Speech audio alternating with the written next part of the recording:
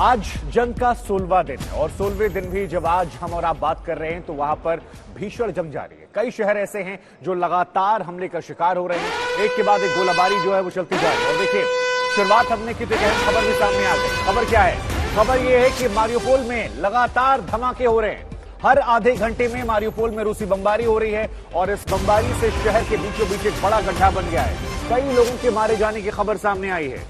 Mariupol में रिहायशी इलाकों में भी हमले हुए हैं और ये दावा यूक्रेन की तरफ से किया गया है। इसके अलावा चर्निहाइव की बात करें तो हमले में यूरी गैगरिन स्टेडियम जो है वो पूरी तरीके से तबाह हो चला है। कि बॉर्डर पर रूसी सेना के आगे यूक्रेनी फौज डटी हुई है। तस्वीरें हम आपको दिखा रहे हैं अलग अलग इलाकों की, जहां पर तबाही जो है वो भीषण है। लगातार बर्बादी के निशान जो हैं वो यहां पर देखने को मिल रहे हैं और ये कहा जा रहा है कि हर आधे घंटे में मारियोपोल में बमबारी जो है वो लगातार की जा रही है।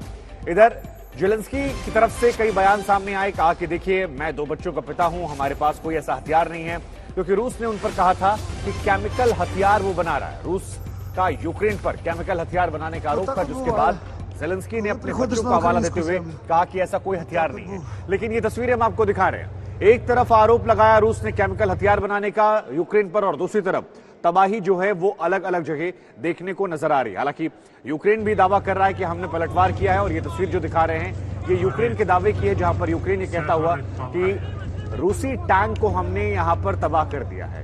अब दावे जो हैं वो कई सैकड़ों की संख्या में टैंकों को तबाह करने के, हजारों की संख्या में लोगों को मार गिराने के हैं।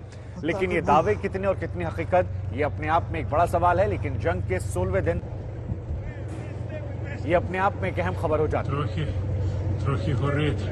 तो ये तस्वीर लगातार हम आपको दिखा रहे हैं और बार बार हम आपसे कह रहे हैं कि आज जंग का 16वां दिन है। एक तरफ आरोप प्रत्यारोप का दौर जारी है जिसमें केमिकल हथियार बनाने का जिक्र है, लेकिन ये तस्वीर आप देखिए, ये तस्वीर अपने आप में अहमियत रखती है, क्योंकि यूक्रेन एक तरफ मदद मांग रहा है, एक तरफ बातचीत की बात कर रहा है, दूसरी तरफ वो कह रहा है कि देखिए, अगर आप हम पर हमला करते रहेंगे तो हम आपको जवाब भी देंगे।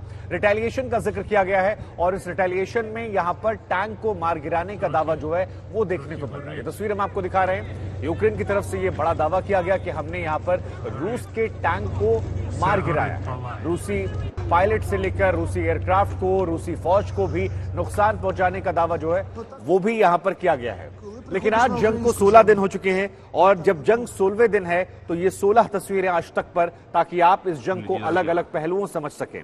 हम आपको दिखाने की कोशिश कर रहे हैं कि किस तरह से यहां पर जंग के 16 दिन लगातार रूस यूक्रेन को बर्बाद करता जा रहा है। और ये तमाम खबरें अपने आप में बहुत ज्यादा अहमियत रखती हैं, क्योंकि अब जंग को 16 दिन हो गए हैं। ये जंग कब तक चलेगी? क्या कीव के ढहने तक चलेगी या इसको लेकर कोई और समाधान निकल सकता है? क्योंकि आज इस जंग का 16वां दिन है और रूसी सेना कीव के और ज्यादा करीब आती जा रही है।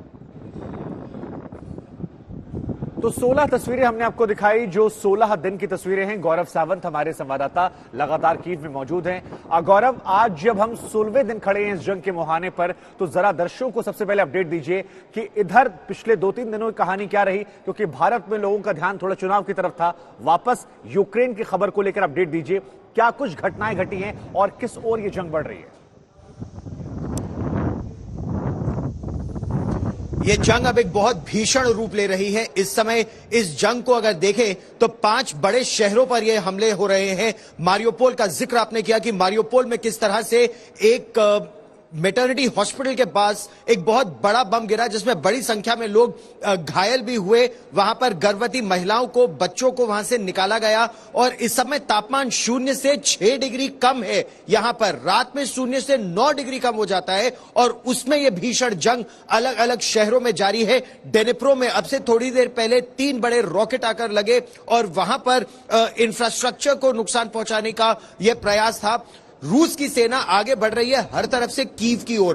कीव के मुहाने पर इस समय रूस की सेना है और जब यहां के एक सेना के कमांडर से हमारी बात हुई तो उन्होंने बताया कि कुछ दस्ते तो शहर के अंदर दाखिल हो भी चुके हैं और वो अंदर से यूक्रेन की सेना पर पीछे से वार करने की कोशिश कर रहे हैं, जब टैंक आगे से यूक्रेन की सेना से लोहा ले रहे हैं। और ये शहर अब किसी बॉर्डर पर नहीं, अब शहर के भीतर ये जंग होने लगी है। जैसे ब्रोवरी से हम लोग रिपोर्ट कर रहे थे, ब्रोवरी में देखा किस तरह से रूस के 5 टैंकों को ATGM anti tank guided missile से ध्वस्त किया गया। यहां दो तरह के अब एटीजीएम्स आ गए हैं। पहले तो जैवलिन मिसाइलें थी इनके पास, अब यूके और स्वीडन से भी कुछ हथियार यहां पर आ गए हैं।